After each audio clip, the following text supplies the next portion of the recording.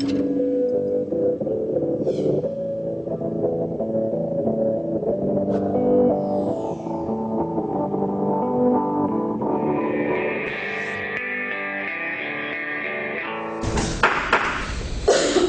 evening and welcome to the October 7th, 2013 meeting of the BOHS number 6 board. And we'll jump right into the agenda and start with the clerk's report, which starts with the approval of minutes from September 16th, 2013. I move the minutes of September 6th. Motion from Lori, second from Sean. Are there any additions, deletions, or corrections to those minutes? If not, all in favor of approving the minutes of September 16th, please signify. Aye. Aye. Opposed? Abstentions? Melanie? Okay. Are there any communications that anyone has received? No? Okay, all quiet on that front. Anything else for the clerk's report? Not? We'll move on to recognition of groups and individual visitors, of which I see none other than the ones that are supposed to be here. So in that case, let's move on to consent agenda. Is there a motion? Do we go into consent agenda? Sorry. Okay, moved by Melanie. Second. Second by Ruth. All in favor? Aye. Okay. Opposed or abstentions? Seeing none, we're in consent agenda, and we'll start with finance. Okay, Finance Committee met on Wednesday, September 25th, and we approved warrant numbers 1055, 1056, 1057, 1062, 1063, 1064, and 1065 in the amount of $245,982.69. And we also approved a purchase of a food steamer and a purchase of a bus for BAMs for their after-school program use and their school program use. Do you have your bus yet? Oh, yes, it's had several trips already. Wonderful. And we also talked about the upcoming FY 2015 budget, because budget season is coming right along. And did we talk about anything else, Mr.? Well, that was basically the action that was taken. We have continuing to follow on the water usage. There was an email from Robert Clark about updating us on his work with the town, which continues to try to get that sorted out. And the construction trades house over here on Fairground Road is listed. As of the date of the meeting, there was no firm offers on that yet, but it's still listed. We briefly reviewed the Whetstone Association annual fee that we have been paying for 2 lots which were originally purchased when we built the house in the Whetstone development years ago, and we still have the 2 lots, and we're beginning to take a look at what should happen with those in the future. They're not really buildable lots. So we discussed that briefly, and there's going to be more follow-up with Michael on that. And I think that pretty well covers it. I'm sure Ingrid will tell us briefly about her new bus, right? Other than the fact it's had a couple of rides already. And our next meeting is this coming Wednesday at 7:30, which is October 9th. Okay, Planning and policy. We met today to review which local policies we're going to be bringing up, and you'll see those when we have our next packet come up. Just a warning, not for this time, because we are deliberately going to put it off till after budget season, but one policy that is going to be coming up for review is the student dress code. So I expect that's one that's going to have some interest. But as I said, we'll do that after budget. Can I ask, there was a move to table the harassment of employees D12. Yes, we had a couple of questions on that one. The big one being many of the categories that are covered in that have more detail provided, but some do not. So we were wondering if we could get that detail for the other ones. So the questions that I had for notes from Lyle when she was here, question about ancestry, place of birth, and political affiliation. And I guess that I would let the committee know that if you look at the back of the policy where it has the legal references, you could pull up any of those, like the public accommodation, VSA 4502, VSA 11 definitions, VSA 495 unemployment practice and sexual harassment. So any of these legal references, if you pull them up, I you're don't going to think any get. of them contained the specific definitions we were looking for. Well, others were looking for. Yeah. No. I don't know that you're going to get them. Political affiliation or ancestry or, I mean, I can define those for you.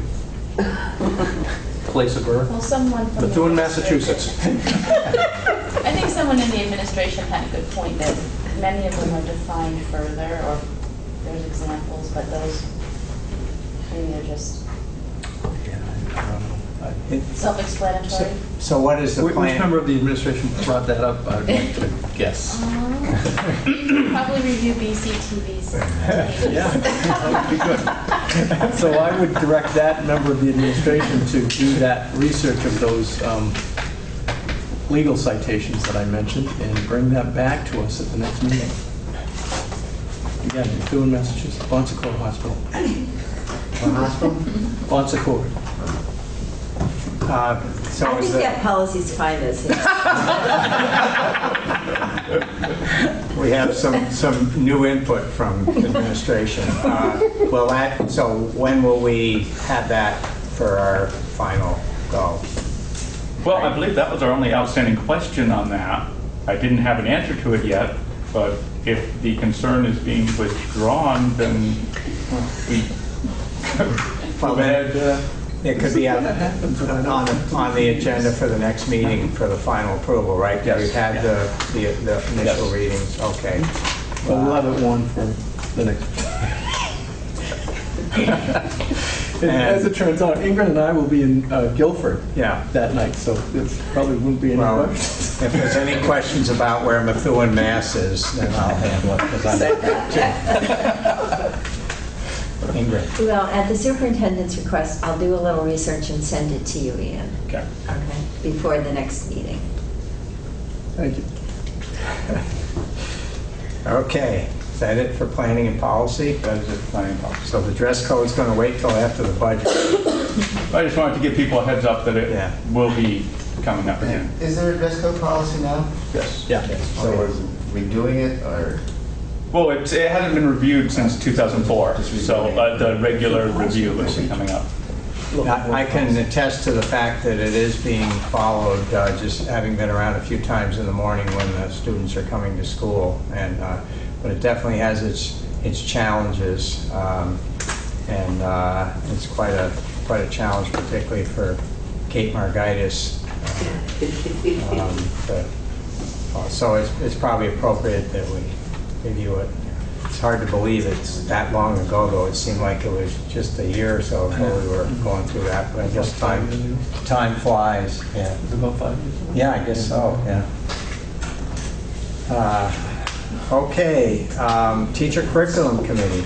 We met earlier this evening, and we got a presentation from Mia Magori on the PE, the new PE curriculum, and the changes that were made through 1% funds over the summer, and the work that was done. And we kind of went through the different PE options that students have, and got to see what they do and how things are different now. I'm surprised by some of the things that are different now than when I was a student, and I think that it's a much more creative process, I think, and gives much more ownership to the students than I think PE historically has done.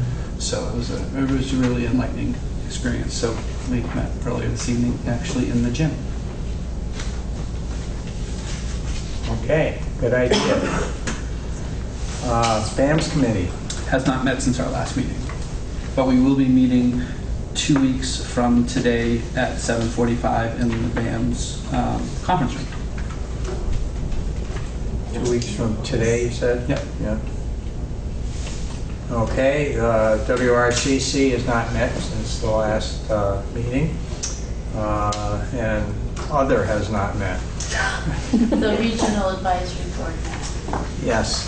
Is that something that we usually talk about? We can, yes, that was the first meeting of the year for the Regional Advisory Board, and fairly routine agenda. Update on the number of students we have in the programs, and you can bring my notes from that. What were the other key topics? I invited 2 teachers to speak to the RAB committee. We had the presentation. I'm going to implement that in every RAB meeting, and invite students also to talk about the programs. Yeah, that's kind of something new that Michael is heading up, and I think it will be useful to us. Those meetings tend to have been a little bit cut and dried, and it'd be nice to, kind of as we do our board education, same type of thing, is bring everybody up to speed on the various programs. So those were forestry and Engineering. engineering. Yeah. Yeah, Amy, Anthony, and Sam Rowley. yeah. Thank you. I attended as a guest, and I found it very informative. I was very glad I went. Well, we have 4 or 5 a year if you count, I guess, the legislative one in December, and they're interesting meetings to attend. And thank you for attending. Okay, I guess that's it for consent. Is there a motion to accept? So, Second. Ruth and Ricky second. All in favor? Opposed, abstention? Okay, consent agenda is accepted, and we move on to administrative reports. Let's see which order we haven't done yet. Let's start with BUHS. Really? Thank you. So a lot going on at the high school, as we always do. Past week, it was homecoming weekend, and that was led off by a week of activities sponsored by the Junior Class Council, and they did a fabulous job of organizing various spirit days through the week, including Twin Day, Purple and White Day, Pajama Day, which I did not participate in, and a few others as well. They did a great job organizing that day. They also organized our homecoming court, and I'm proud to announce that our own Meru Bonte was found to be homecoming queen. Nominated by student council, and so congratulations, Meru. And I won't say that my advisory had more nominees than any other advisory. That wasn't great. No, not fixed. Progress reports are getting mailed out very soon. They've been prepared, and they're going out soon. It's the first chance that families will get to get formal notice of how their children are doing in classes, though they have been using the parent portal pretty regularly.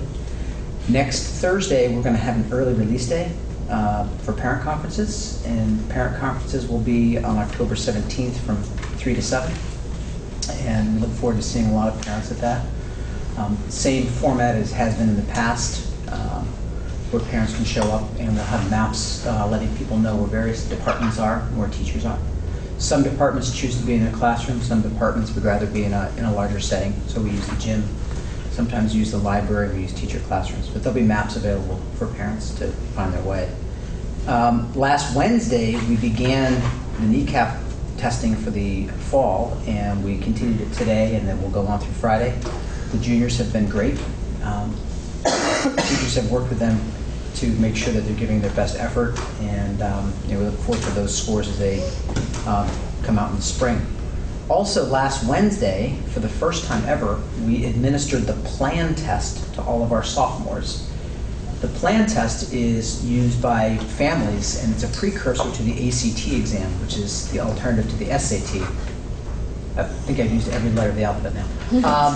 And so the sophomores were all given the PLAN test. We budgeted for that, and we gave it to all of the sophomores. And the intention was so they could kind of do a self-assessment on where they are academically, kind of look at where their strengths are, where their weaknesses are. We won't see those scores, families will, counselors will, so we don't use them programmatically for our own use, but we hope that students and families do.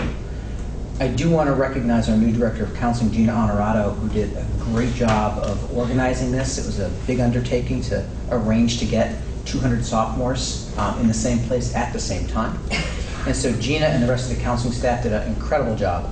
And I also want to recognize the sophomore class. The test began at 8:45 and ended at 12:45.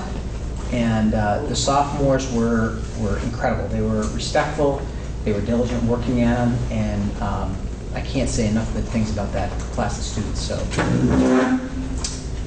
in other news, we got a communication at the end of September from Efficiency Vermont, and we are one of 10 schools being recognized as Vermont's first ever Energy Star certified schools. And that is a tribute to Robert Clark and the work he has done trying to squeeze every last kilowatt that he can out of existing equipment, and working hard to make sure that we are making things automatic when we can, and making sure that we're diligent in energy savings whenever we can. There'll be a more formal celebration in early November, and certainly the board will be invited to that. But this is a 2-year process for Robert, and he's worked really hard to get us here. And so we're, as I said, we're one of 10 schools in Vermont that are being recognized as Energy Star certified, and kudos to him. Our music department is taking a little trip. I know it's unusual for them to go anywhere, but they're actually taking a big trip. They're going to Washington, D.C. in March, and the focus of this trip is going to be adjudicated performances by our band, by our chorus, by our jazz band, and by our madrigals, and what they're calling the Heritage Music Festival. The band will be at George Mason University in Fairfax, Virginia, performing, and they'll be judged by a panel of judges from all over the D.C. area. The choruses will perform at the First Baptist Church downtown, and collegiate conductors will evaluate the performances. We're sending 115 students and 11 adults on that trip, which will be March 20th through the 23rd. They've begun fundraising right now. Mr. Rice is saying that any student will be able to go, regardless of need. They are doing fundraising, and there is a fundraising requirement for all students, but there will be a scholarship fund as well established. So look for more from our band about that, and we're very excited. Our band is, as everybody knows, is excellent and known throughout the state. It's good that we're going to get recognition further away. Finally, in modern classical languages, we had 24 French students travel to an English class in Sherbrooke, Quebec at a community college, and they spent a day in Sherbrooke, Quebec working with those college students. And as a result of that work, we're also launching an international initiative with our own graduates, where our own graduates can serve as mentors to our current students. So students who have graduated and are studying language can come back either in person or via Skype and work on language development with our own students now in foreign language. So we're excited about that as well. And I think I've spoken long enough. Thank you. There's quite a bit going on. Do we have we follow the usage of the parent portal? We do. Is that fairly widely used? It is. It's used quite a bit. I know it probably at VAMS as well. Parents use it, students use it a lot.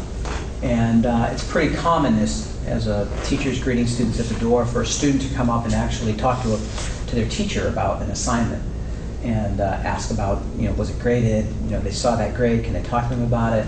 So it's been a great tool, and parents use it pretty regularly as well. Good.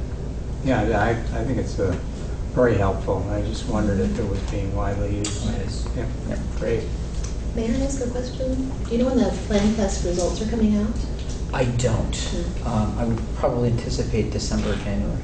Oh, well, okay. Yeah. Okay, thank you. Mailbox first. Yeah. WRCC? I don't have as much as Steve to announce tonight, so it'll be quick. I'm pleased and excited to announce that Marty Litch and Jana Crafts, our college and career readiness teachers, have been selected by an organization called NAID, and they will be presenting in Dallas, Texas this spring. And NAID stands for National Association of Developmental Education. And their mission is to help underprepared students prepare for college and career readiness. So it really goes along with our theme here at BOHS 6 and WRCC. And the topics of presentation will be learning strategies in math, reading, and college success. So that's very exciting for Jan and Marty. Very proud of them. What was the second, Jan? Jana Crafts. Crafts.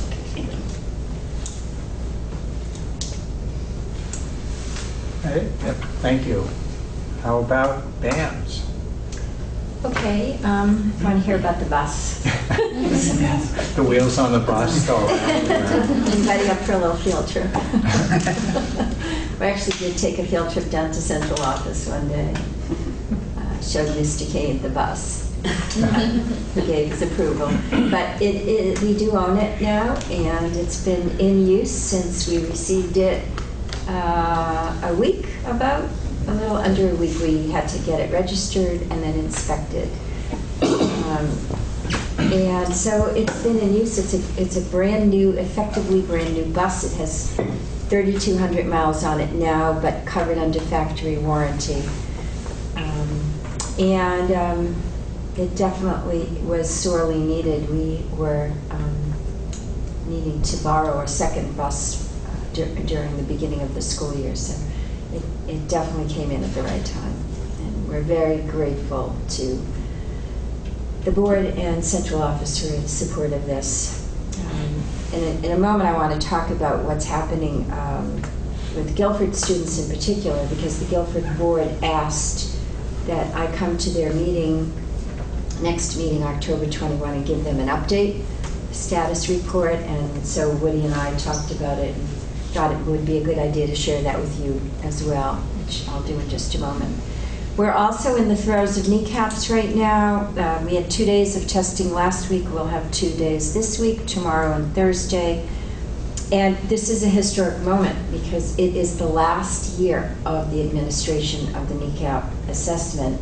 We began it in 2003, so this is the 10-year anniversary of it.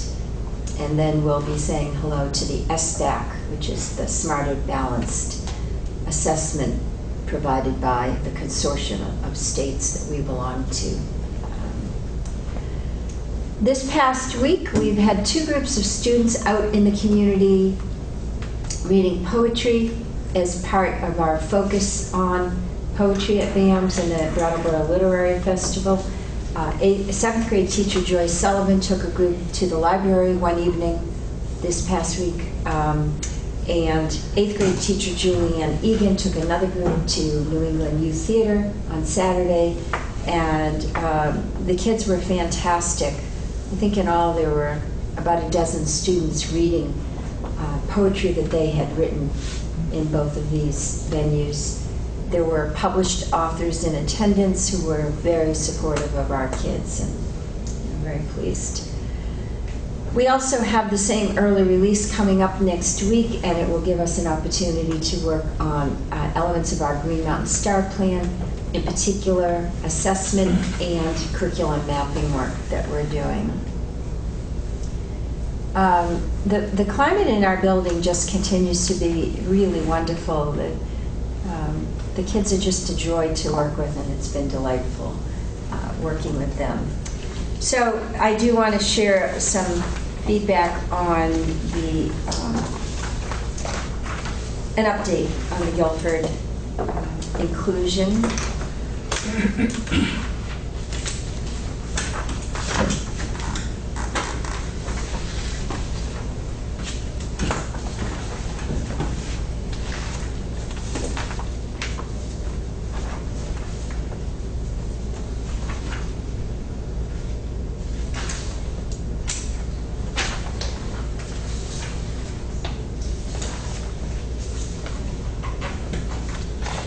So based on enrollment in Guilford last school year in grades 6 and 7, we had projected there would be 21 students from Guilford moving to us. And in fact, we have 28 Guilford students, 14 in each grade, 7 and 8 this year. Daily attendance has been excellent to a student there.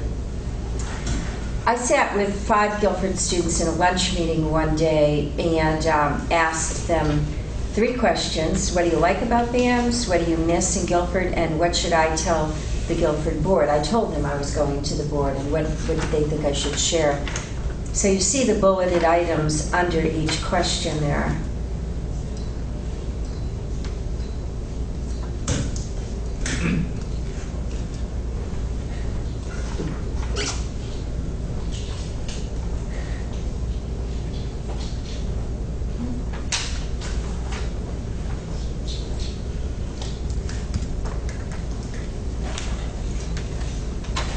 And then I looked into, specific to Guilford, their participation in our co-curricular activities. Of the 28 Guilford students, 25 of them are involved in BEAMS or sports, or both. 4 students are actually participating in both. I gave you an idea of the 11 Guilford students at the bottom of the front page there. Their participation in this first session of BEAMS, which is about a 2-month block, September 16th to November 18th, and the types of activities they have signed up to do this first 2-month block. So it represents the child and the actual activities.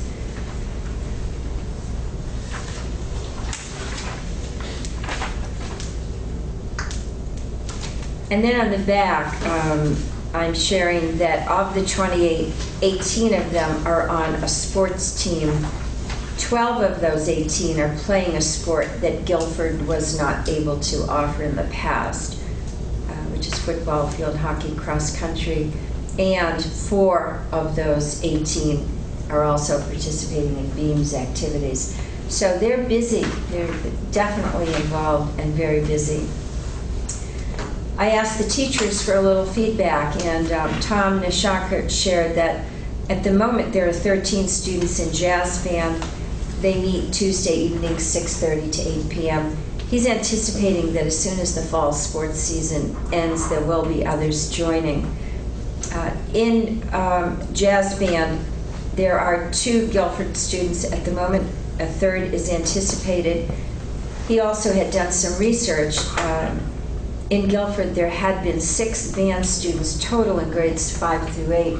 So he's expecting 3 of those 6 will be in concert band and jazz band, and one of those is now a freshman at BUHS and also is involved in regular band there.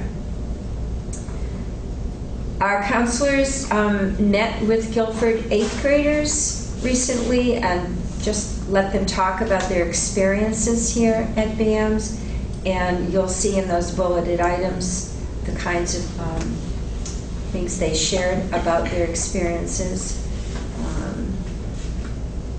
I'll typo there. Lockers were hard at first. That's true for just about every student. They didn't understand the lunch snack system at first. There are a lot of choices there, and just navigating through those waters initially is a little bit confusing, but they got it. They were asked if they would like and would be willing to come in on day one, when we typically bring in just grades 7 and 9 into the building for a full day of orientation.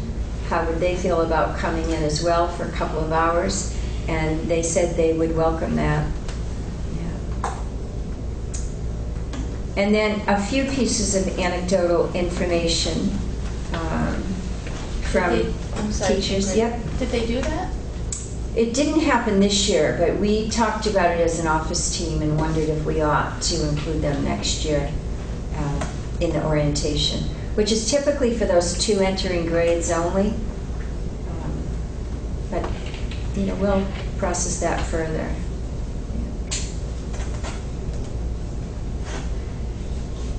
So I'd say that the transition has been relatively smooth for all of the students. We have, a student who's still pretty upset about having transitioned. He would have preferred to stay in his home school, and he makes it known to us to this day. On the other hand, we had a parent at grade 8 open house last week, and I looked at her and I recognized her and made contact, and she said, "Remember me? I'm the one who didn't want my child to come here, and he loves it, and he is so happy, therefore I am very happy." So I'd say things are going very well with respect. You'll see one teacher even commented at the end under the grade 7 team, it's getting hard to tell Guilford kids from the other kids, and that's the way it should be. They're all kids. That's who they are, and they seem to be assimilating very well into the school. All right. Is the student that's making it known that he didn't prefer the transition doing generally well? It's been a bit of a rocky road, I'd say, yeah. I don't know if other board members have had input. Probably Sean has. I haven't too much, but I was interested in the 21st meeting that you're going to have at the Guilford School. So you're going to go to the regular Guilford School Board meeting and make a presentation, and that'll be at 7 on that night. 6:30 is when they begin. 6:30. Yep. Would you do the first presentation, you think? And then I could probably make this meeting also. It's likely that they would have Ingrid go first. All right, we'll try to do that. I'm also up for recommendations as to what I might share with them. Is this appropriate? Anything else? It's good information. They had asked, we hadn't had a chance to talk, but maybe if there was any survey information, but I don't think you would have that yet. I think that's something in the spring that they'd probably be interested in looking at that. Okay, yeah. I can add just a couple anecdotes that in my work I'm constantly running into young folks and their parents in the store, and I almost always ask where they go to school, and I've had at least 2 or 3 that are new BAM students from Go. So then I always say, well, how's it? I don't mention any affiliation I have, but I always ask how it's going, and it's been pretty universally positive in the group. And there was one parent who had been kind of on the negative side initially, but was quite pleased with how it was going so far, and said that there's a lot of attention paid to making sure it's a smooth assimilation. So that's to your credit and your staff. Probably the same parent I talked with last week. It could be, yeah, maybe it was. Yeah. I've been to the Guilford School because I am a Four Winds volunteer, so I've been into the school 2 times. I'll go in on Friday again, and I must say that it's a different school in some ways now that the 7th and 8th graders are not there. But it seems quite successful.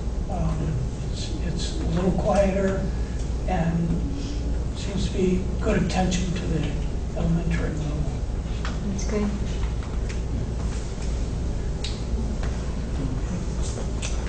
Anything else? Well, I just wanted to, just a brief update on our summer programming. We had 70 unique students attend the 7 weeks of summer programming, but because so many of them attended more than one offering, it equaled 202 students who basically showed up through the course of the 7 weeks that we offered. And the first week was distinctly a BEAMS program funded by a Humanities Council grant. After that, there were 4 weeks of summer learning funded by our voters, our community. And then we reverted again to 2 more weeks of BEAMS programming. We were collaborative throughout, except for that first week, which was distinctly BEAMS. The other weeks involved BAM's staff and summer learning along with BEAMS programming.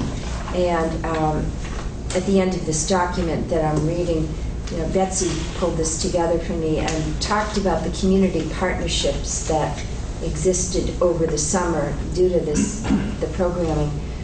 Obviously, BAM's school and BEAMS program collaborating greatly. The Food for Thought camp was financed through the Vermont Humanities Council, and through that process our students visited Green Mountain Orchard and Putney Mountain. Our Fire and Stone camp took place at Fort Dummer State Park, which required a collaboration with State Park Services. The Brattleboro Area Prevention Coalition came in and did Above the Influence programming with our students. And lastly, we worked with VABEC with farm programming on our youth agriculture project. So once again, it was quite a success this summer. Over 174 hours of programming provided to students. And we had many students who came for all 7 weeks, which was just really wonderful. So I just wanted to share that with you.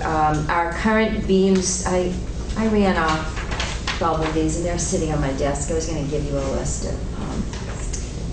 of the programming going on right now. Just a few options. Poetry, slam, actually that one got canceled. Woodshop, wilderness survival skills, cheer and stunting team, a singing and composing club, intro to game design, tech ninjas.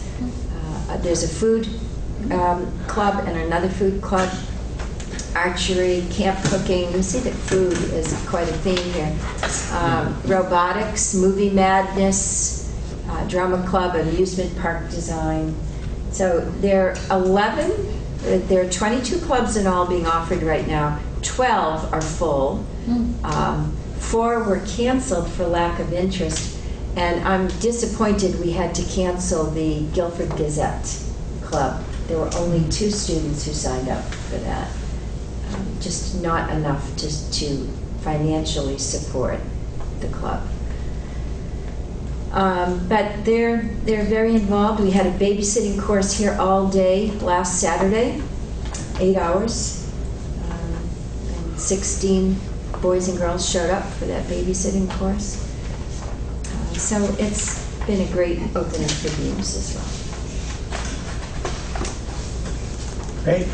Any questions, comments, anybody? Okay, let's do student council before we move to... So we started, well, we just put together new members in the selection process. You put them together? Yeah.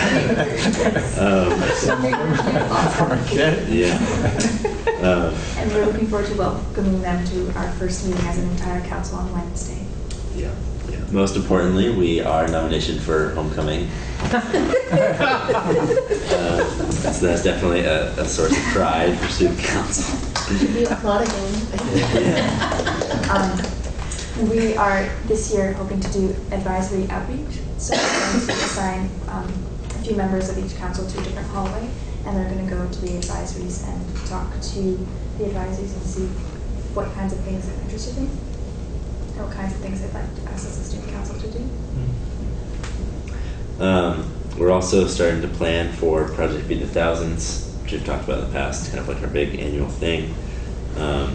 So definitely want to meet our goals. We were very successful last year, so we want to try and build off that. Aside from that, I guess, in terms of general student body things, it's been a lot of testing. Last week we've had SATs, so just about all the seniors have taken the SATs and felt however they choose to. Lots of stress. Yeah, it's pretty terrible.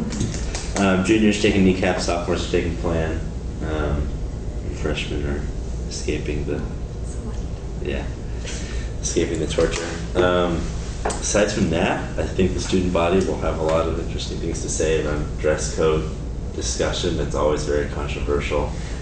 A lot of heated debate, passionate opinions. Yeah. So we'll see where that goes in terms of how the student body decides to get involved. But and as a student council, we would love to be involved in that process, just to maybe smooth the transition over with the student body, because there's a lot of passion and heated ideas. Yeah, a lot of gets people very angry, more so than any other. And we even in the past gotten a lot of suggestions on our board, pretty much always about the dress code. Yeah, probably 75%. Yeah, probably. Yeah. Of the suggestions that you get from your... are all about dress code. Yeah. We have to represent the student body, but personally, I don't have as many issues with the dress code as Can I ask is there a main sticking point? Is it like dress length or skirt length, or is it? As a girl, I think, to sum it up entirely, it's mostly the wording and the reasoning behind the fact that we have to have a certain dress length and a certain type of clothing. So I think if the wording was changed and the argument for the reason that we need to dress appropriately is more, if we talk more about the fact that we need to prepare our students, us, to be, to dress professionally and to sort of command the respect that we want, rather than the argument that we're distracting, because that really does not go over well. Yeah, people interpret it as very... the shaming. People interpret it as like objectifying girls at the school, and stopping there and not... and that guys dress however they want, and like, of course, attraction is a biological thing that, is more rampant probably in high school than in other places, and it's going to happen. So you might have some good suggestions for language changes. Yeah, I think language changes might be the key to that. Yeah, and I think implementation has always been a big complaint that, supposedly I'm distracting someone in Algebra 2, so I'm going to go home for the rest of the day. Or like change your outfit. Or change their outfit, but of course people like to, once they think they can be some kind of martyr, they'll die for the extreme. Well, as I recall, the last time we went through all the policies, that was probably the one that took the most time in discussion. Those of you who were here for that, of all the book this thick of policies. So it'll be interesting. 2 board retreats down at the Marlboro Tech Center, just sort of establishing the policy, and there's quite a bit of discussion about it. So, I'm sure it'll happen again. Oh yeah. Well, thank you for getting involved. What the student council, the regular meeting schedule? How often do you meet as a? We meet at least once a week. I'm sorry? We meet at least once a week. Once a week? It's not always the same time or day. No, I didn't even know the exact schedule, but I just wondered how often you met. Good. We also communicate via email and Facebook.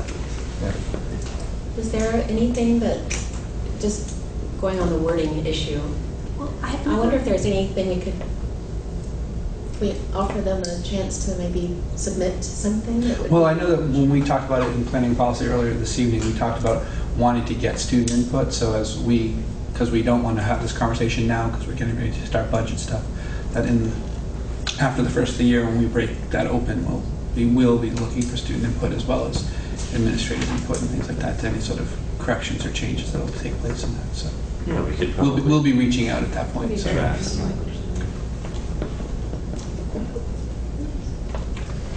Okay, thank you very much. Guess we're up to central office.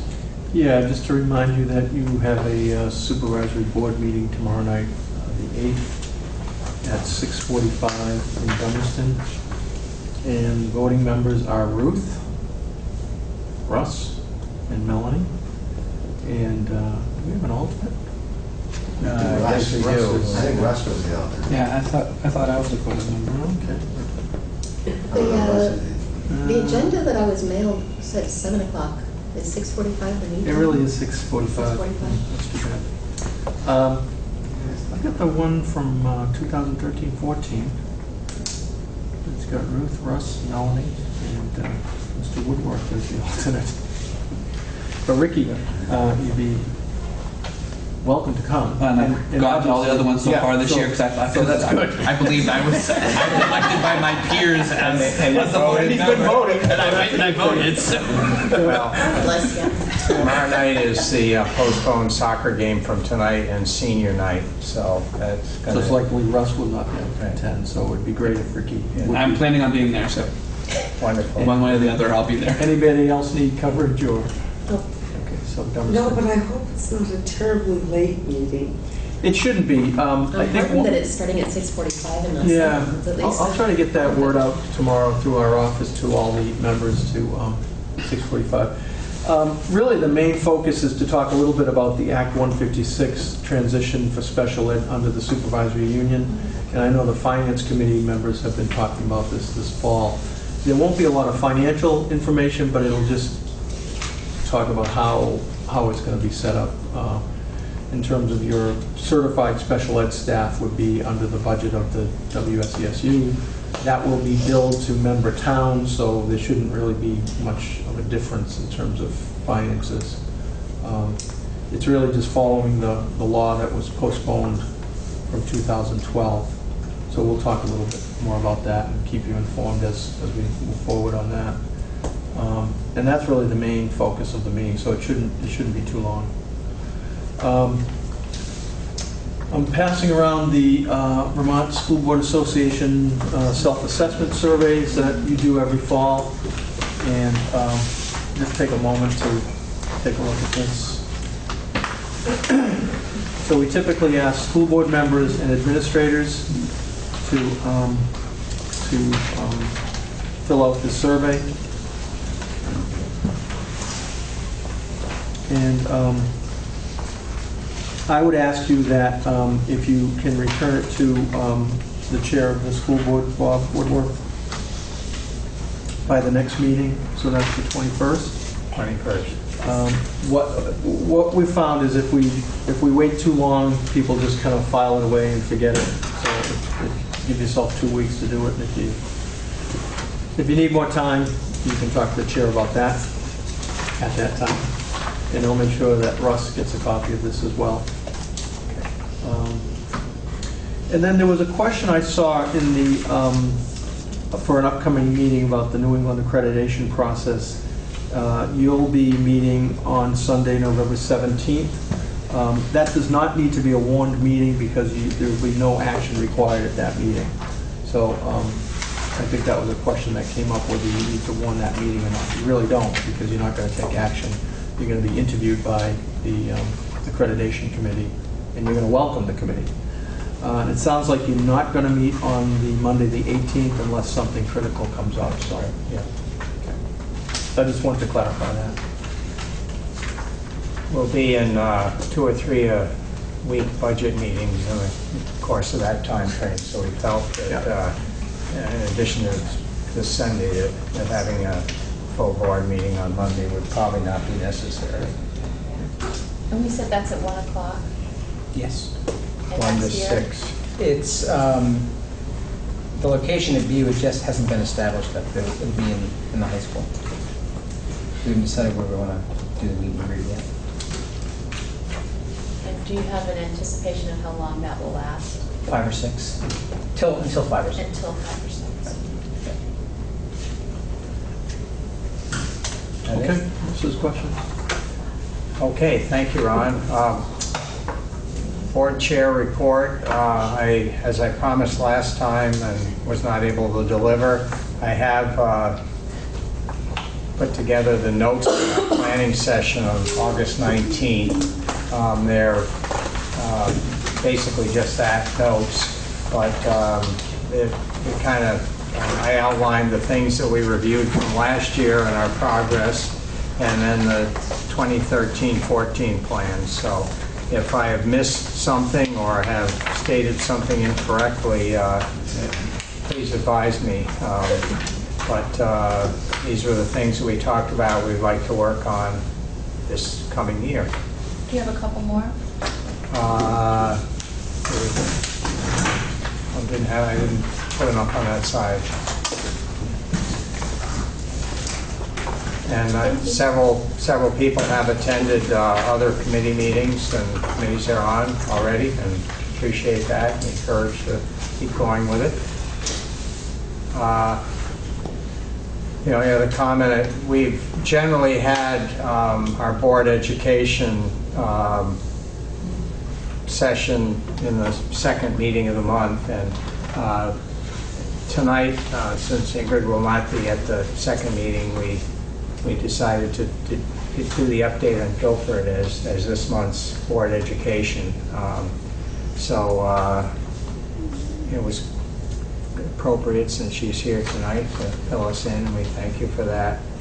And I believe that's all I have. Okay, I think that covers administrative. Got everybody? We move on to unfinished business. Is there any new business? No? If not, the next meeting will be on Monday, October 21st. And please, if you can, bring your self-assessment with you, or if there's a way to get them to me earlier, that's fine too, but that'll be fine if you bring them that night. And I guess that's it. Is there? I move to adjourn. Second. Okay, all in favor? Aye. No opposition or abstention? Okay, thank you all very much.